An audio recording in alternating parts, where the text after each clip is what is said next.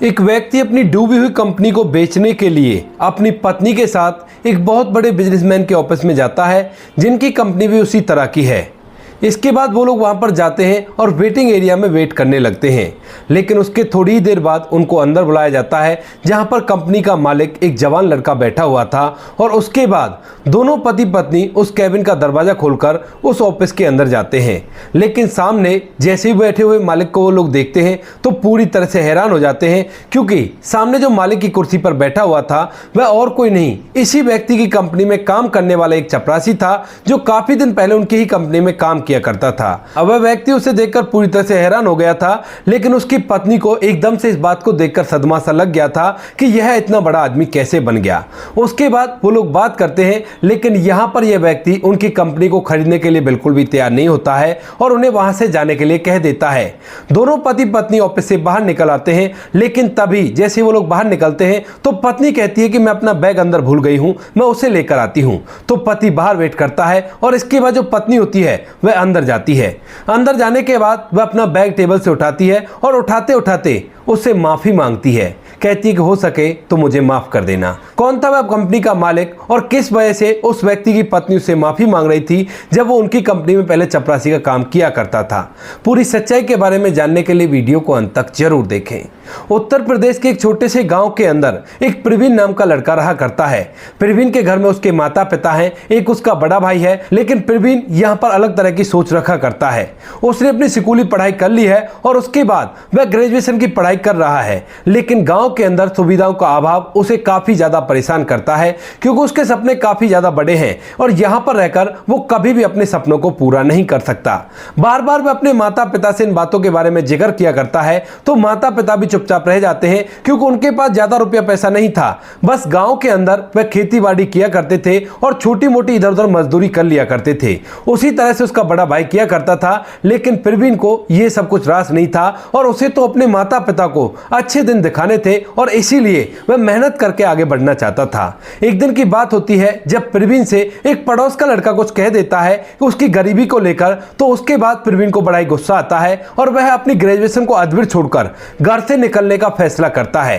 रात के समय जब माता पिता और उसका पूरा परिवार घर के अंदर था, तो उसी समय वह अपने पिता से कहने लगता है कि पिताजी, अब मेरे ख्याल से मुझे यहाँ से चले जाना चाहिए, क्योंकि यहाँ पर रहकर मैं अच्छे से जिंदगी नहीं जी सकता और मैं दिल्ली जाना चाहता हूँ, क्योंकि सुना है दिल्ली में अच्छे अच्छे कोई जिंदगी बदल जाया करती है, तो मैं भी अपनी जिंदगी बदलना चाहता हूँ। इस बात को सुनकर माता पिता पहले तो मना करते हैं, लेकिन प्रवीण फैसला कर चुका था और वह कह देता है कि मैं अगर वहां पर जाऊंगा तो ही ठीक रहूंगा और यहाँ पर मेरा बिल्कुल भी मन नहीं लगा करता है। इसके बाद माता पिता भी थोड़ी देर तक उसे समझाते हैं, लेकिन जब बच्चा नहीं समझता तो उसके बाद वह भी उससे हामी भर लेते हैं और प्रवीण दूसरे दिन यहाँ से दिल्ली जाने की तैयारी करने लगता है। वह अपनी माँ से कुछ 100 रुपए लेता है और एक छोटा सा बैग अपना तैयार करता है। उस बैग को लेकर यहाँ के नजदीक स्टेशन पर चला जाता है और रास्ते में अपनी माँ की बातों को सोच रहा था। माँ ने कहा था कि बेटा, कभी भी किसी से झूठ मत बोलना और मेहनत करके ही इंसान आगे बढ़ सकता है, धोखेबाजी करके आगे नहीं बढ़ सकता। इन्हीं बातों को सोचते सोचते वह ट्रेन में बैठ जाता है और धीरे धीरे दिल्ली में पहुंच जाता है। लेकिन दिल्ली में आने के बाद यहाँ पर जब वो इतनी ज्यादा भागदौड़ देखता है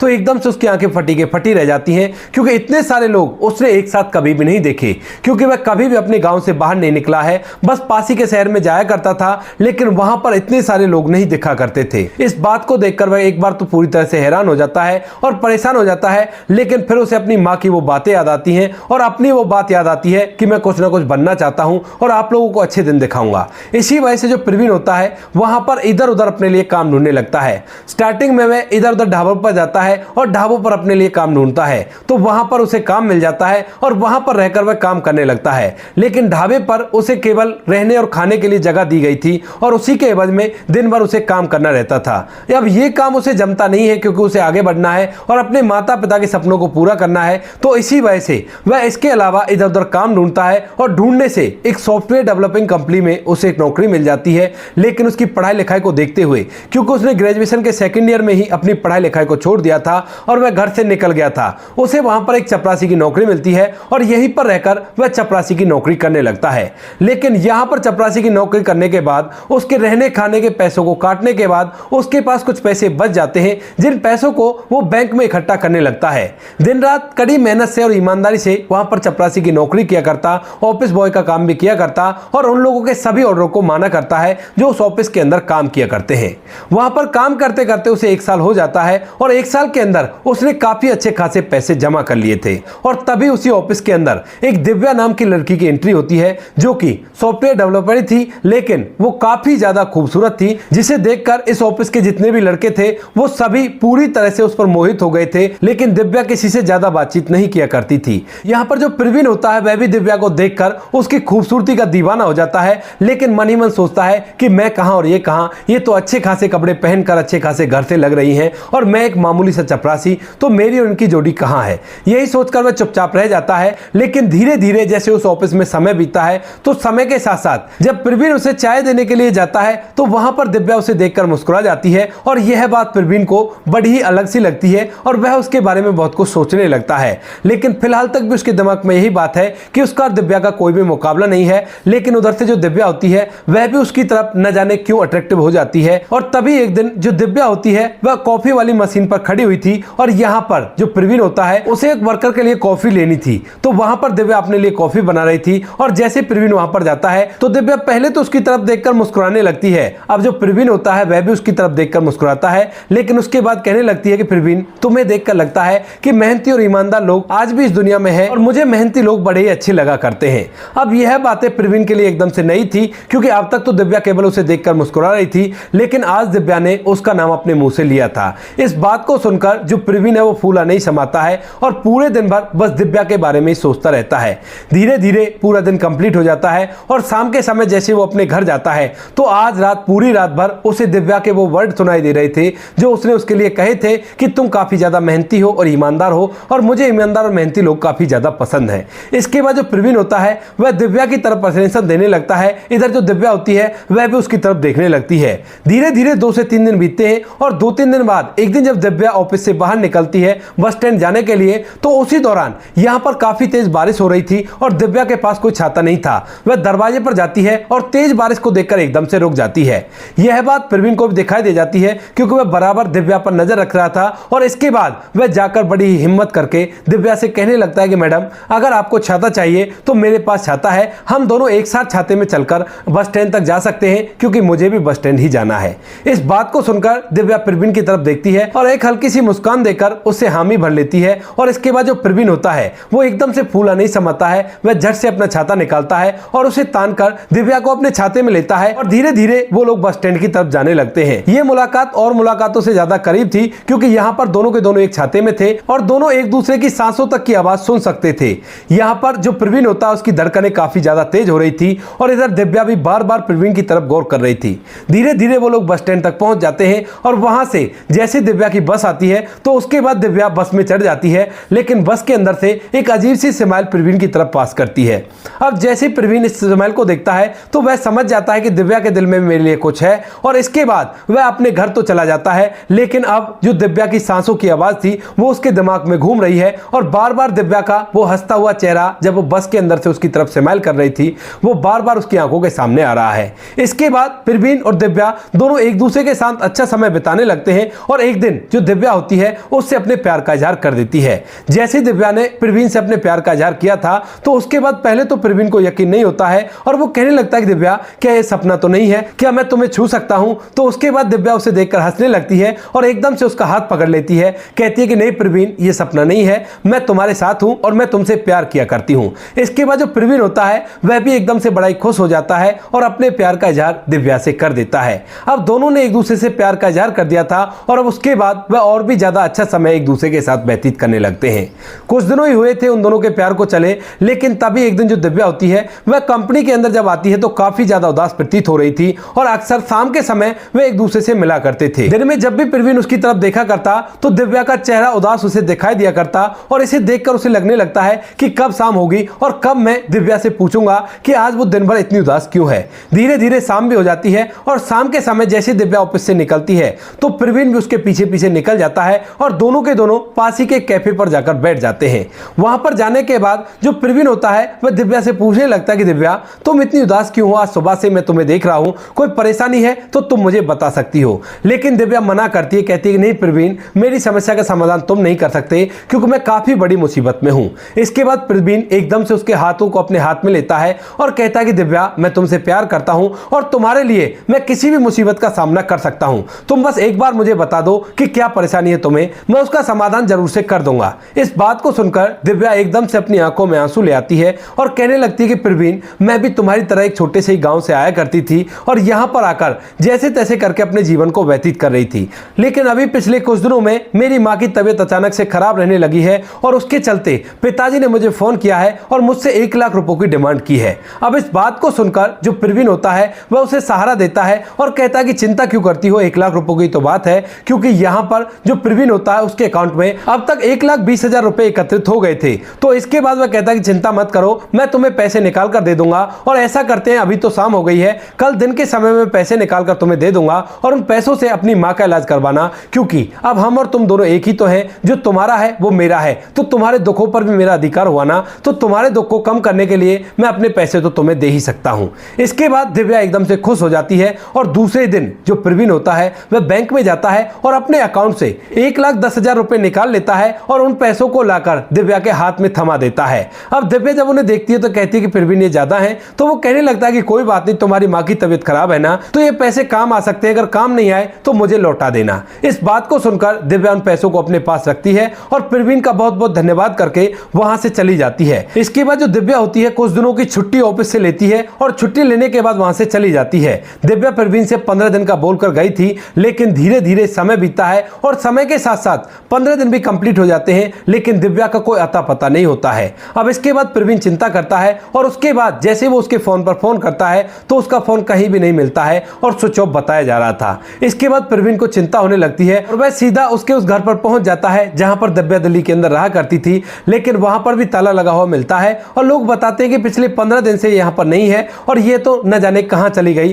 कोई भी अता पता इसका नहीं है। दिव्या के बारे में प्रवीण को केवल यही पता था कि वो यहां पर रहा करती है और पीछे से मध्य प्रदेश के किसी गांव की रहने वाली है और उसके गांव का नाम उसे कुछ भी नहीं पता था। तो इसके बाद वह काफी ज्यादा परेशान होता है, लेकिन करता भी तो क्या करता, मजबूरन वह दोबारा से ऑफिस जाने लगता है। लेकिन तभी एक दिन अचानक से ऑफिस के अंदर 2 व्यक्ति जो वहां पर काम किया करते थे वह आपस में बातें कर रहे थे और जैसे ही यहां पर प्रवीण उनकी चाय लेकर जाता है तो उसे दिव्या नाम सुनाई पड़ता है। अब जैसे ही वो दिव्या नाम सुनता है तो उसके बाद गौर से उनकी बातों को सुनने लगता है तो उसे पता चलता है कि दिव्या ने इस कंपनी के मालिक के बेटे से शादी कर ली है और शादी करने के बाद अब उसी के घर में रहा करती है। यह बात सुनकर वह पूरी तरह से टूट जाता है, क्योंकि इस कंपनी के बॉस का जो बेटा होता है वह कभी कभार ऑफिस आया करता था और वह दिव्या की तरफ भी देखा करता था, लेकिन यहां पर प्रवीण को यह नहीं था कि इन दोनों के बीच में भी कुछ हो सकता है और दिव्या उसे धोखा भी दे सकती है। इस बात को सुनकर वह पूरी तरह से टूट जाता है और अभी के अभी ऑफिस से छुट्टी लेता है और कहता है कि मालिक मेरी तबीयत खराब है, मुझे जाना होगा। मालिक भी उसे छुट्टी दे देता है और यहां से सीधा अपने कमरे पर जाकर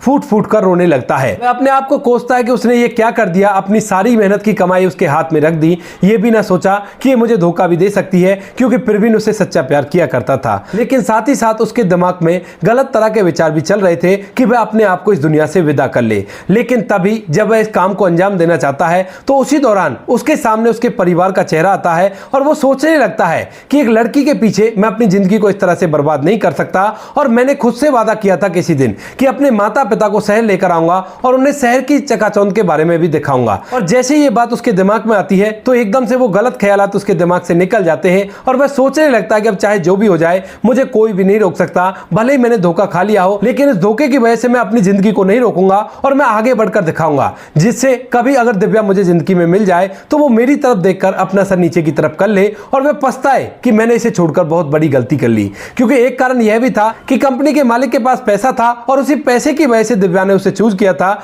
ना कि इसे चूज किया था। इसी वजह से यहां पर जो प्रवीण होता है वह अब काम के साथ साथ शाम के समय साइबर कैफे में जाकर कंप्यूटर पर पढ़ाई करता है और कुछ पैसे तो उसके पास थे और जैसे ही पहली सैलरी उसे मिलती है तो उसके बाद वह एक लैपटॉप भी खरीद लेता है और अपने घर पर ही रहकर ऑनलाइन क्लासेस लेने लगता है। वह स्टार्टिंग में कुछ लैंग्वेज चलाना सीखता है, क्योंकि यहां पर जिस कंपनी के अंदर वह काम किया करता है चपरासी का, यहां पर सॉफ्टवेयर डेवलपिंग होती है और ऐसा ही काम वह करना चाहता है। इसके बाद धीरे धीरे समय बीतता है और समय के साथ साथ वह कई सारी ऐसी लैंग्वेज सीखता है जिन लैंग्वेज से सॉफ्टवेयर बनाए जा सकते हैं और साथ में एंड्रॉइड ऐप और वेबसाइट भी बनाई जा सकती है। वह मन लगाकर मेहनत करता है और धीरे धीरे जैसे उसको यहाँ पर रहते हुए मेहनत करते हुए 1 साल बीतता है तो 1 साल के अंदर वह एक अपना छोटा सा प्रोजेक्ट बना लेता है जिसको बनाकर उसे बड़ी खुशी मिलती है। उसके बाद वह लगातार उस कंपनी में काम तो कर रहा था और मार्केटिंग के बारे में उसे सब कुछ पता चल गया था कि किस तरह से मार्केटिंग होती है और कैसे हम अपने ऐसे ऐप को सेल कर सकते हैं। जब उसने अकेले ने वो ऐप बना लिया था तो उस ऐप को बनाने के लिए वह अपने ऐप का खरीदार ढूंढने लगता है और धीरे धीरे करके उसे एक खरीदार भी मिल जाता है। तो इसके बाद अब वह धीरे धीरे करके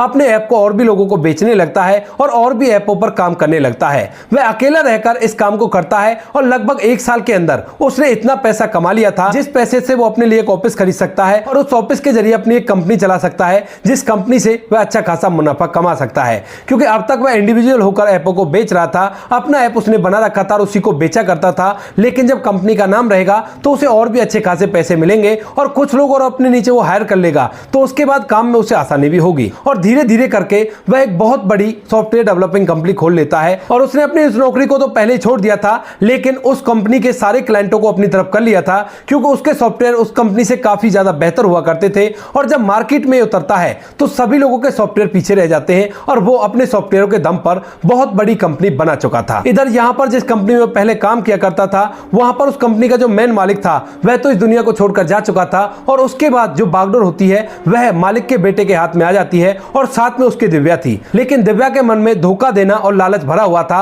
और उसके बाद जब दिव्या उस कंपनी को संभालती है तो क्लाइंटों को धोखा देती है जिसके चलते बचे कुछ क्लाइंट भी सीधा प्रवीण की कंपनी के पास पहुंच जाते हैं और यहां पर इनके पास एक भी क्लाइंट नहीं बचता है जो इनसे सर्विस लेने के लिए तैयार हो क्योंकि एक तो कंपनी घाटे में चली गई, ऊपर से धोखा दिया करते हैं और साथ में जो एम्प्लॉय इसमें काम किया करते थे उनको भी एक एक करके इन लोगों ने निकाल दिया है। वहीं पर जो कंपनी मालिक का बेटा होता है वह अब अपनी कंपनी को लेकर काफी ज्यादा परेशान रहता है और तभी जो दिव्या होती है अपने पति को एक ऐसा सुझाव देती है जिसे सुनकर वह भी इस बात के लिए सहमत हो जाता है क्योंकि उसने कहा था कि ऐसा करते हैं, इस कंपनी को बेच देते हैं और कोई और स्टार्टअप स्टार्ट करते हैं क्योंकि इसमें तो घाटा होता जा रहा है और इसे हम रखकर क्या करेंगे। इस बात को सुनकर कंपनी के मालिक का बेटा भी तैयार हो जाता है और वह जब अपनी कंपनी के खरीदार ढूंढने लगते हैं तो एक नाम ही सामने आता है जो कि प्रवीण की कंपनी थी। और उसके बाद जैसे ये लोग वहां पर पहुंचते हैं तो वहां पर जाने के बाद इन्हें वेटिंग एरिया में बिठा दिया जाता है। इस कंपनी का ऑफिस काफी ज्यादा लग्जरी हो गया था क्योंकि अब वह अच्छा खासा पैसा कमाया करता है और उसके बाद जब उन्हें अंदर बुलाया जाता है तो दोनों पति पत्नी उस कैबिन के अंदर जाते हैं जहां पर कंपनी का मालिक बैठा हुआ था। और जैसे ही यहां पर जाकर कंपनी के मालिक का बेटा इस व्यक्ति को देखता है जो कि सामने मालिक की कुर्सी पर बैठा हुआ है तो एकदम से पूरी तरह से हैरान हो जाता है और वह उसे पहचान जाता है कि यह तो वही प्रवीण है जो हमारी कंपनी में चपरासी की नौकरी किया करता था। इधर जो प्रवीण होता है वह भी उन्हें देखते ही पहचान गया था, लेकिन जो दिव्या होती है वह अंदर ही अंदर काफी ज्यादा बुरा महसूस कर रही थी, मानो कि उसके अंदर से कुछ ना कुछ टूट गया हो और वह अपने आप को काफी ज्यादा शर्मिंदा महसूस करा रही हो। इसके बाद जो प्रवीण होता है उनसे बैठने के लिए कहता है और बिल्कुल भी उन्हें महसूस नहीं होने देता है कि उसने उन लोगों को पहचान लिया है। इसके बाद यहां पर जो कंपनी मालिक का बेटा होता है वह उसे अपनी कंपनी के बेचने के लिए बात करता है, लेकिन यहां पर जो प्रवीण होता है उन्हें वो सारी बातें याद है जब कंपनी का बेटा कभी कभी उस कंपनी में आया करता था और प्रवीण से बदतमीजी से बात किया करता था। तो इसी वजह से वह इनके इस प्रपोजल को ठुकरा देता है, कहता है कि नहीं, मैं आपकी कंपनी को नहीं ले सकता क्योंकि आपकी कंपनी काफी ज्यादा बदनाम है और इससे मेरा भी घाटा हो सकता है। इस बात को सुनकर जो वह कंपनी का मालिक का बेटा होता है वह अपनी पत्नी दिव्या के साथ वहां से वापस लौटने लगता है, लेकिन जैसे वो लोग वहां से बाहर निकलते हैं तो उसके बाद दिव्या अपने पति से कहती है कि मैं अंदर बैग भूल आई हूं और मैं अपने बैग को लेने के लिए जा रही हूं। इसके बाद पति बाहर वेट करता है और दिव्या कैबिन का दरवाजा खोलकर दोबारा से कैबिन के अंदर चली जाती है, लेकिन वहां पर बैग उठाने के बाद वह अपनी आंखों में आंसू लेकर प्रवीण से माफी मांगने लगती है। कहती है कि प्रवीण, मुझे माफ कर दो, मुझसे बहुत बड़ी गलती हो गई और मुझे तुम्हारे साथ ऐसा नहीं करना चाहिए था। अगर तुम चाहो तो हम दोबारा से एक साथ रह सकते हैं। अब इस बात को सुनकर जो प्रवीण होता है वो एकदम से मुस्कुराने लगता है और कहता है कि दिव्या, माफी की तो कोई बात ही नहीं बनती। शायद अगर उस टाइम पर तुम मुझे धोखा नहीं देती तो आज मैं इतनी बड़ी कंपनी का मालिक नहीं हो पाता और तुम्हारे धोखे की वजह से ही आज मैं इतना कामयाब हो पाया हूं। तो माफी तो तुम मांगो ही मत। और रही साथ रहने की बात, अब तो मैं तुम्हारे साथ बिल्कुल भी नहीं रह सकता क्योंकि मुझे पता है कि जिसके साथ भी तुम रहा करती हो उसको पूरी तरह से कंगाल कर दिया करती हो। पहले तुम मेरे साथ रही तो मेरा बैंक बैलेंस पूरी तरह से खाली हो गया, उसके बाद मालिक के बेटे के पास चली गई तो उनकी अच्छी चलती खासी कंपनी पूरी तरह से डूब गई और वह बेचने के लिए तैयार हो गया। अब उसके बाद अगर मैं तुम्हें अपना लेता हूं तो मेरी जिंदगी दोबारा से झंड हो जाएगी और मैं ऐसा बिल्कुल भी नहीं चाहता। तुम यहां से बिना शर्मिंदा हुए जा सकती हो क्योंकि तुम्हारी बात का मुझे बिल्कुल भी अफसोस नहीं नहीं है, क्योंकि उस दिन के वो 1 लाख रुपए मेरी कामयाबी की चाबी समझ रखे हैं मैंने, और मैं तुमसे बिल्कुल भी नाराज नहीं हूं। इस बात को कहकर जो यहाँ पर प्रवीण होता है वह दिव्या को जाने के लिए कह देता है और दिव्या अपनी आंखों में घड़ियाली आंसू लेकर वहां से बाहर निकल जाती है। इसके बाद प्रवीण ये बात अपने माता पिता को बताता है जिन्हें वह यहाँ पर ले आया है, और उसका बड़ा भाई भी उसके साथ ही काम किया करता है। माता पिता इस बात को सुनकर बड़े ही खुश होते हैं और कहते हैं कि बेटा, मेहनत से तुमने वो सब कुछ करके दिखा दिया जो व्यक्ति वैसे नहीं कर सकता, क्योंकि वो लड़की शायद तुमसे जिंदगी में कभी भी माफी नहीं मांगती अगर तुम अब तक भी कोई चपरासी बने रहते। इसके बाद सभी लोग बड़े खुश होते हैं और खुशियों के साथ अपना जीवन व्यतीत कर रहे हैं। तो दोस्तों, ये थी आज की कहानी। आपको जैसी भी लगी कमेंट सेक्शन में बता देना। वीडियो अगर अच्छी लगे तो वीडियो को लाइक और चैनल को सब्सक्राइब जरूर करें, ताकि हमें थोड़ा सा हौसला मिल सके आप लोगों के लिए ऐसे अच्छे वीडियो बनाने के लिए। इन कहानियों को सुनाने का उद्देश्य किसी को परेशान करना बिल्कुल भी नहीं है। ये कहानी आपको इसलिए सुनाई जाती है ताकि आप लोग इन कहानियों में से कुछ ना कुछ सीख सको और अपने जीवन में उस चीज को अप्लाई कर सको। मिलते हैं किसी नेक्स्ट वीडियो नए टॉपिक के साथ। तब तक के लिए जय हिंद, जय भारत, जय हिंदुस्तान।